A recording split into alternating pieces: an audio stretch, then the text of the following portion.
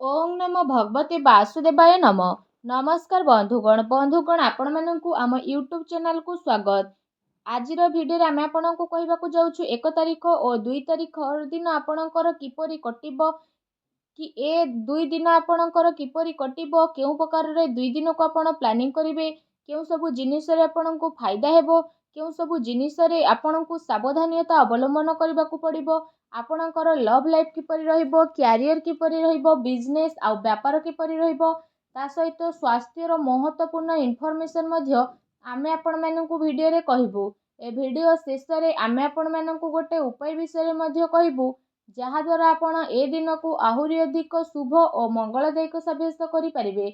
तेणु आग को वीडियो आरंभ करने पूर्व आमर आपण को रिक्वेस्ट कि जदि आपण आमर ए चैनल नुआ आछंती तो चैनल को सब्सक्राइब करंतु सांगरे नोटिफिकेशन बेल को मध्य ऑन करंतु जहाद्वारा समय समय सह नुआ नुआ वीडियो रे नोटिफिकेशन आपणक पाखरे सर्वप्रथम मिल जिवो। आसंतु जानिबा किपरि रहिबो आपणक पई 1 और 2 तारिखर दिन। सबुठारु प्रथमे जदि कहिबा ए 2 दिन रे कोन आपणक पई विशेष भाव में पॉजिटिव रहिबा पई जाउछि जदि आमे विशेष भाव में आपणकू कहबू तो फ्रेंड्स ए दिन रे घर परिवार रे आपण कोनोसी शुभ कार्य संपन्न हेबार विशेष भाव में जोग बनुछि। परिवार रो उत्साहर माहौल आपणकू देखिबाकू मिलिबो। संतान पक्ष को नहीं ए दिन रे आपणकर चिंता मध्य बढ़ी जिवो तथा आपणकू कोनोसी भी प्रकार रो कोनोसी सहयोग प्राप्त हेबार विशेष जोग बनुछि। ता सहित भावी चिंती आपण आपणक रणनीति आड़क आगक बढ़े जहाद्वारा घर परिवार रे आपणक स्थिति बढ़िबो। एहा सहित आपणकर विशेष भाव में कौनसी स्वप्न मध्य साकार हेबाकू जाउछि सेथिपई निजर कार्य उपरे पूरा रूप रे आपण ध्यान केंद्रित करंतु। केउठी पूंजी निवेश करिबा आपणक पई फायदावान भर साब्यस्त हेबो। विद्यार्थी वर्गों को प्रतियोगिता संबंधित परीक्षा रे उचित परिणाम मध्य हासिल हेबो। ता सहित आपणकर सबु कार्य विशेष भाव में आसानी रे संपन्न हेबा कारणरू मनरे प्रसन्नता और चिंता भाव मध्य रहिबो। अचानक कौनसी आर्थिक समस्या आसीबा द्वारा आपण निजे निजकू चिंतामुक्त मध्य ए दिन रे अनुभव करिवे। ए समय रे विशेष भाव में ग्रहर स्थिति आपणकर व्यक्तित्व को प्रभावशाली मध्य करिवो। ता सहित समाज रे विशेष भाव में आपणको आपणकर योग्यता द्वारा मान सम्मान मध्य प्राप्त हेबो। धार्मिक एवं आध्यात्मिक क्षेत्र रे विशेष भाव में आपणकर रुचि देखिबाकू मिलिबो। से सबु कारणरू आपणकर भावना बहुत अधिक सकारात्मक एवं संतुलित मध्य नजर आसिबो। एहा सहित जदि कहिबा अन्यर परामर्श अपेक्षा आपण निजर योग्यता और क्षमता उपरे अधिक विश्वास करंतु। ए दिन आपण समस्तंकर महत्वपूर्ण आकांक्षा को पूरा करिबार दिन अटे। पूरा मनोबल द्वारा आपण निजर कार्य प्रति विशेष भाव में सफल नजर आसिबे। ता सहित प्रॉपर्टी संबंधित अटकी थिबा कौनसी कार्य मध्य आपणकर पूरा हेबो। सेथिपई निजर पूरा ध्यान सेथिरे केंद्रित करंतु।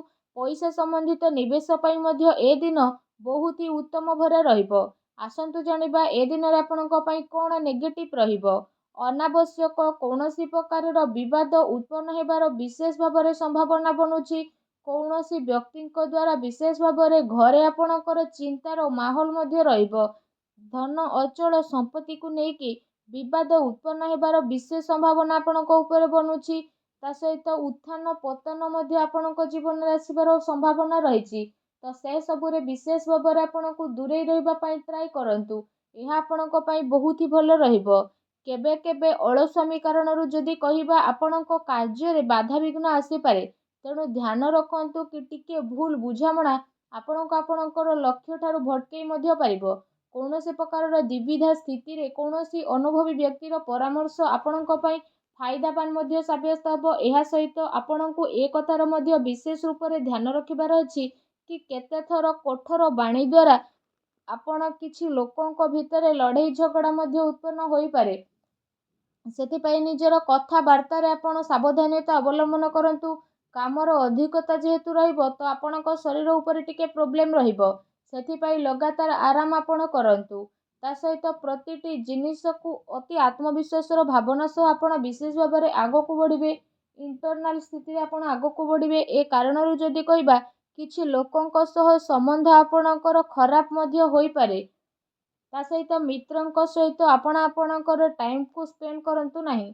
ଏହା ସହିତ କୌଣସି ବାହାର ବ୍ୟକ୍ତିଙ୍କର ହସ୍ତକ୍ଷେପ କାରଣରୁ କୌଣସି ଚିନ୍ତା ଆପଣଙ୍କର ଉତ୍ପନ୍ନ ହେବ ଏବଂ ଘରର ବଡ଼ ବୃଦ୍ଧଙ୍କର ଅପମାନ ହେବାର ବିଶେଷ ଭାବରେ ଆଶଙ୍କା ବନୁଛି।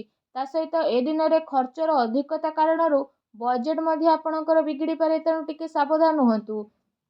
ଆସନ୍ତୁ ଜାଣିବା ଏ ଦିନରେ ଆପଣଙ୍କର ଲଭ୍ ଲାଇଫ୍ କିପରି ରହିବ। ପତି ପତ୍ନୀଙ୍କର ଆପୋଷିକ ମଧୁର ସମ୍ବନ୍ଧ ରହିବ।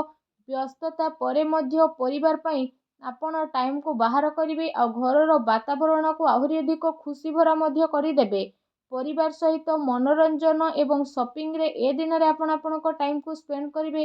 ଏହାଦ୍ୱାରା ଘରେ ଖୁସିର ମାହୋଲ ଆହୁରି ଅଧିକ ରହିବ। ତା ସହିତ ଅବିବାହିତ ଲୋକଙ୍କ ପାଇଁ ଏ ଦିନରେ କୌଣସି ଭଲ ସମ୍ପର୍କ ମଧ୍ୟ ଆସିପାରେ, ଯାହାଦ୍ୱାରା ତାଙ୍କ ମନ ବହୁତ ପ୍ରସନ୍ନ ମଧ୍ୟ ରହିବ।